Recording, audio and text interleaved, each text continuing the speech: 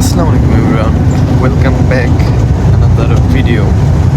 আমি আসলে এতটাই এক্সাইটেড যা বলার বাহিরে। চলে এসেছি নিমতলা রেল স্টেশন আর ফাইনালি আমরা উঠে গেছি পদ্মা সেতুতে।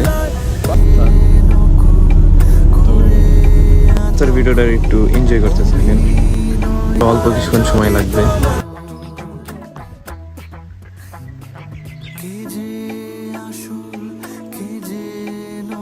কেমন আছি পরের ঘরে তোমার।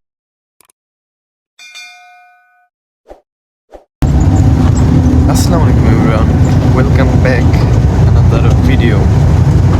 বিগত 4 বছর পর আমি যাচ্ছি নানিদের বাসায়। ভাবলাম এটা ছোটোখাটো একটা ব্লগ ভিডিও তৈরি করি। তো বেশি কথা বলবো না, let's enjoy to my new blog video. আমি আসলে এতটাই এক্সাইটেড যা বলার বাহিরে। দীর্ঘ 4 বছর পর যেতেছি আর কি, রিয়েলি খুব এক্সাইটেড। আর গাইস দেখতে দেখতে চলে এসেছি নিমতলা রেল স্টেশন আর একটু পরেই আমরা দেখা পাবো মাওয়া হাইওয়ে। দেন ওইখান থেকে এই পদ্মা সেতুর যাত্রা শুরু হবে। কারো ঠোঁটে হাসি কিন্তু দুঃখ মনে জমা, তাই পাগল হইয়া পাগল আর ফাইনালি আমরা উঠে গেছি পদ্মা সেতুতে। তো এখন আর কথা বাড়াবো না, পদ্মা সেতুটা এনজয় করুন। দেখিয়া যাইয়া বন্ধু মরণের কালে পাগল পাগল হয়ে বন্ধু পাগল বানাইলি পাগল।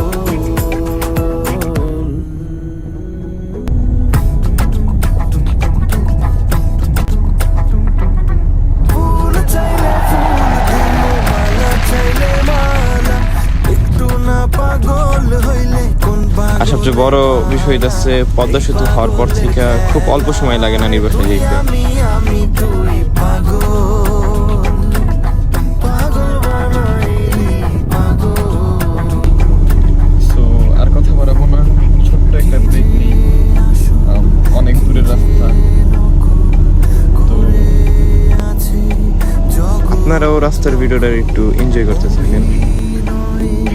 নিপুণ মুখোশ দেখায় ঝলক রঙিন তো গান গাইয়াই পাগলে কয় যদি তো আর ফাইনালি দেখতে দেখতে পদ্মা সেতু পার হয়ে গেছি, আর মাত্র অল্প কিছুক্ষণ সময় লাগবে। মনে লয় দেখি। আমি একটা জিনিস নোটিস করে দেখলাম যে 4 বছরে অনেক কিছুই পরিবর্তন হয়েছে। রোডঘাটও একটু ভালো হয়েছে, আগের তুলনায় অনেক ভালো হয়েছে। তবে এই রাস্তাটাই বেসিক্যালি এই রাস্তাটুকুই এত পরিমাণ জ্যাম থাকে যে মানে গাড়ি মানে কয়েক কিলো জ্যাম থাকে, যা বলার বাহিরে। একটাবার চিন্তা করেন কি পরিমাণের জ্যাম এই জায়গাটায়। রাস্তা কিন্তু একেবারে ভালো, হয়তো বা চেক পয়েন্ট হইতে পারে। বা একটা জিনিস আপনাকে দেখাই যে এই জায়গায় আমি মানে আমার যতটুকু চোখ পড়তেছে, ঠিক আছে, মানে যেই জমিটার ভিতরে চোখ পড়তেছে খালি পাট চাষ করতেছে মনে হয় এই সিজনে আর কি। মানুষ মানে বিশাল পাট চাষ করতেছে। পাশেই একটা তেলের পাম্প আছে। আর লোকেশনটা যদি কেউ জানেন একটু কমেন্ট করে জানাবেন যেটা কোন জেলা। আর ফাইনালি আমরা চলে আসছি ফরিদপুরে। আর যতটুকু তথ্য পাইলাম এটা ফরিদপুর জেলা। ভাই কি পরিমাণে ক্রেজি হইলে মানুষ, মানে এত জমিতে, মানে আমার ভাষায় বলে বিঘা বিঘা জমিতে পাট। আর আমার কাছে মনে হয় বাংলাদেশের পাট রপ্তানি এবং আমদানি এখান থেকে করা হয়। 超リア式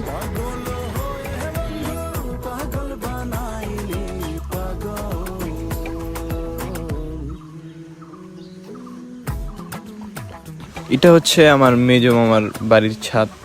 আর যদি দেখা যায় ওই যে নতুন বাড়ির কাজ চলতেছে, ওইটা হচ্ছে আমার ছোট মামার বাসা। কার কার নানার বাড়ির পাশে এরকম মানে এটা হচ্ছে এক নদীর শাখা, ঠিক আছে, এটা প্রশাখা দিকে গেছে। আমার মামার খামার ছিল আগে, এখন আর খামার নাই। এরকম মজার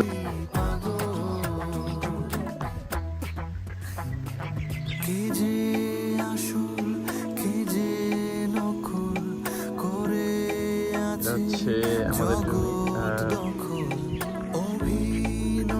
আগে নানা বাড়ির সীমানা ছিল এই খেতে একবারে মাথায়। আর ছোট মামার বাসা ছাদ থেকে যদি দেখাইতে যাই, ওইখান থেকে ধুইরা এতটুক বড় ছিল ভাই, মানে প্রায় 3 বিঘা বা 4 বিঘা জমির উপরে তুই। বাট এখন সবাই আলাদা হয়ে গেছে, নিজের মতন সেপারেট হয়ে যেতেছে, সবাই বাসার কাজ ধরছে, যার কারণে এখন একটু চেঞ্জ লাগতেছে আমার কাছে আর কি বেশি।